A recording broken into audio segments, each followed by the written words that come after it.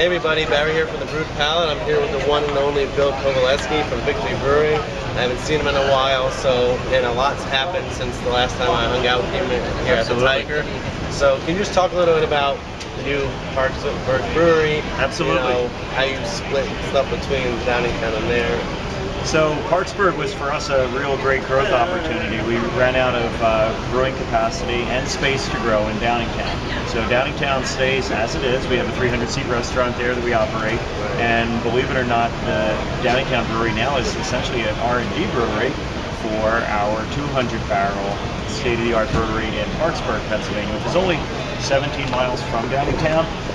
The proximity is because we wanted to have water that was identical. So we're drawing from the east branch of the Brandywine in Downingtown and the west branch of the Brandywine in Parkesburg. So we have virtually identical water, which is the right way to start to make beers that are going to be the same quality and characteristics as the original plant. And you also kind of been able to brew more of certain beers that people have taken a liking to, like like your durable IPAs. You've also been able to see that you've actually increased capacity and taken some of the newer beers and really made them year round. Yep. One of the things I'm really proud about, Barry, with the new brewery is that, as we were getting to capacity in Downingtown, we were stopping to do some of our seasonal brands. So, Brewer was on tap here, and that was one that we could brew and bottle for 2 years. And so the new brewery buys us that capacity to go back and revisit some of these, tried and true favorites that we really were just running out of capacity to brew for a while. Right, and also, I remember when I was, following you guys online with the plans, you made, not only is the equipment state of the art, maybe you can talk a little bit about the new equipment, but also you put like a bridge over the thing so you could have better tours. So just talk a little bit about that, because I find that, like in Dogfish, I did that now also. So please talk a little about, some of the stuff you brought to make it new and innovative brewery. Well, regarding the tour aspect of it, we've not yet outfitted it, but we do anticipate having a full restaurant on that site. And it sits on 42 acres, so it's got a great future when we have the money to do a beer garden and so forth. So we did want to make sure that people could see and appreciate the state-of-the-art brewery. So we did a mezzanine that takes you from the brew house level and then overlooks all of the packaging and into the fermentation and the yeast propagation room. So that allows for a self-guided tour. And then we'll, be doing the floor tours as well when we're open for business. In terms of the equipment itself, again, we really wanted to duplicate the beers that had made us famous and the beers that everybody loved. So we went with the same brew house manufacturer, Rolleck of Germany, tried and true, giving us the same qualities. The one kind of new piece of equipment added to the brewery is a biological acidification plant. So we are growing up lactobacillus and creating lactic acid, not for the flavoring of beers, but for pH correction. And it's actually something that's been done in German brewing for quite some time now, and it's something that we were doing with acidified malt. But this gives us a level of correction throughout the brewing process that previously was unattainable. Okay. So we're here at the Tiger, as I said, and I usually don't show you guys the menu and ask about the brewer about some of his beers, but we're going to do it differently today because it's been a while since I've had some of the newer stuff. I mean, my brother and I buy Durwell every week. Okay. But there's a lot of new beers. It seems to me like there's like a D-Town series going on. So can you talk a little bit about that? So there's at our brewery restaurant in Downingtown, we host big crowds every day pretty much, and our brew house there is 50 barrels. So basically we can scale that down for one-off brews of 60 kegs or so, and obviously 60 kegs doesn't go too far. So there's a lot of things that we get to enjoy in Downingtown that don't necessarily get out into the larger world. That's a shame. That's not sharing. That's not nice.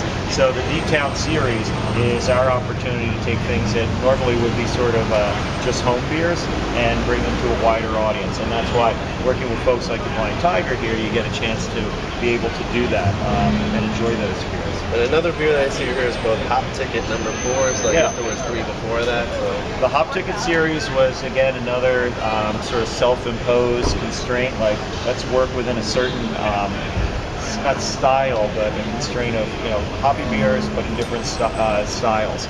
So the Hop Ticket is culminating in 6 beers this year. It'll probably be only 4 beers next year. And we called it Hop Ticket because that's the tag that comes with the bales of hops when we receive the whole flowers. Right. Then White Monkey, I just want to talk a little bit about your barrel program. Oh yeah. Because you were saying how there's an event coming up, in December. Yeah. So you just talk a little bit first about your barrel program, which has grown over the years, and then It has. about the new beer that's going to be debuting here in December. Yeah, the barrel program is pretty much dependent on what we can get for barrels, which are getting tighter. We have a great working relationship with the folks from the Wente Winery in Livermore, California. They're America's oldest continually family-operated winery. And we've always fascinated with the wonderful flavors of the Golden Monkey, and we thought that that's one that could perhaps undergo some enhancement of barrel aging. And so what we did there was we used Chardonnay barrels of theirs that had been used only one time, and we subjected the Golden Monkey to 3 months in those Chardonnay barrels, giving it less of a wine-like character, but honestly more of an oak character. It's really surprising. A lot of people will take that beer to their nose or to their lips and say, "Oh, is this bourbon aged?" And it's always a good opportunity to show people how much of the vanilla characteristics that the oak imparts into bourbon that you associate with the flavor of bourbon. So it's a very intriguing beer, delicious, strong, seductive, everything you would expect from Golden Monkey in this treatment. And then you have the new beer coming out. Yeah.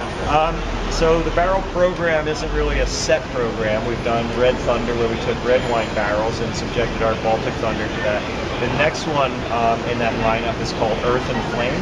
We worked with Tom Baker from Earth Bread and Brewery, a dear friend of ours for many, many years. And together we decided to do a Scotch ale with some peated malt, and we put that in bourbon barrels. And so that's rich, warming, round. That one is going to debut probably at the end of November, and we have an event here at the Flying Tiger on December the 14th, where both breweries will be up here. And I don't know what beers Tom's going to bring, but he's been talking about actually brewing the same beer in, of course, an unoaked version, and that would be cool to have those side by side. One event that I was here for was the Beer Camp Across America, when they had at least all 12 of the beers on tap. And I really like yours, so can you just talk a little bit about your beer and what your experiences were with that big bunch of brewers? Yeah, we don't have enough time to talk about all those experiences, I'm afraid, but it was great. In short, how was it? It sort of reset the beer industry, meaning that, the idea of just putting 12 breweries together is really cool. But then having 700 breweries gather for the 7 events is even cooler. And so basically, I think it was important for our industry because it rekindled old relationships, it fostered new relationships, and I think it also probably put the industry on notice that, if you're a new brewery getting into it, you got to bring something to the party. You got to bring enthusiasm. You got to bring camaraderie. We don't tolerate bad behavior very well, and we all get along so well. And I think that Beer Camp Across America, underscored that pretty significantly. Right, so nowadays, I just said there's a lot of new breweries coming on the scene. Some people say that there's a danger of the craft beer bubble bursting at some point. So from your view, you've been in the craft beer industry for a long time, and so what's your view of the current growth, and where do you see it going now that craft beer has really caught on? I don't really see any negatives to the growth that has occurred. I don't see any warning signs on the horizon. I feel that the vitality that new breweries bring basically forces everyone to keep their game at a very high level. I also feel that, I'm an optimist at heart. When somebody opens a new brewery, they've got cousins, nieces, nephews that might be perfectly happy drinking, fizzy American light lagers. Right. But if they put that down for a second and drink their cousin's killer pale ale, that's a new customer now. Yeah. So I think that new breweries are developing more customers, and what do we got at nearly a 10% market share nationally? That needs to be 25-30%. So I'm not too daunted by the influx of new breweries. Not everyone's going to be here in 5 or 10 years. There'll be some turnover, there'll be some churn, but overall, I'm happy to see it happening.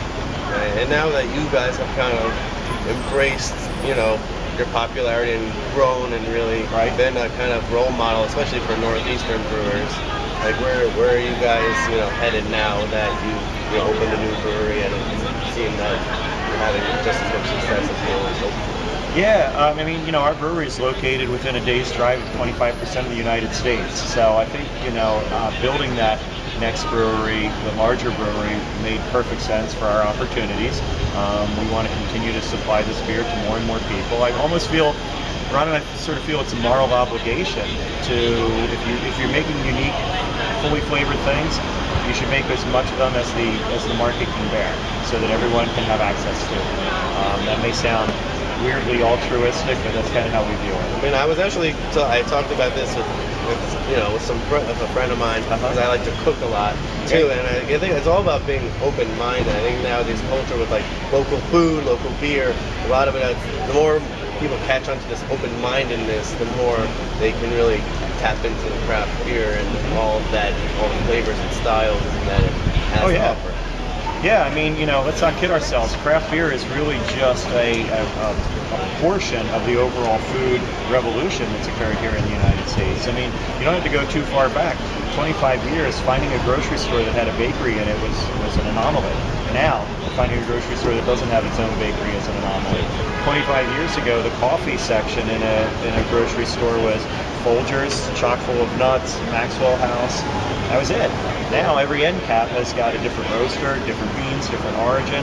Yeah, you're not going to put that genie back in the bottle. People love flavor. Yeah, and just like, I know you guys distribute to a lot of states now, so can you just talk a little bit about how you distribute beer, so we can sum this up with, so people actually know how to get your stuff? The best way to find out how to get our subs is a really cool app that we have, the Victory Beer Finder app. It's free for both iPhone and Android units, and it geolocates our beer based on the sales data we get from our wholesalers. So basically you plug in your zip code and what you're looking for, if you're looking for draft or you're looking for package, and it's going to tell you within the last 60 days what's been available where. So it works tremendously well. We're in 36 states. Our most recent state is Nevada. Craft beer is coming on strong in Sin City. So yeah, we're trying to keep up and again, offer our beer to everyone who's interested. Right. I mean, it's hard to wish you guys good luck at the end of an interview like this. You guys have grown so much. Every time I see you, there's something new. And you're really, making all your dreams come true, and it's really good to see how much you guys bring to. So I guess instead of saying good luck, I'll say thank you, Bill, and of course to all your partners, for bringing such awesome beer. I'm glad we're making my area, but to the whole U.S. I'm glad we're making you and others happy. Cheers. All right.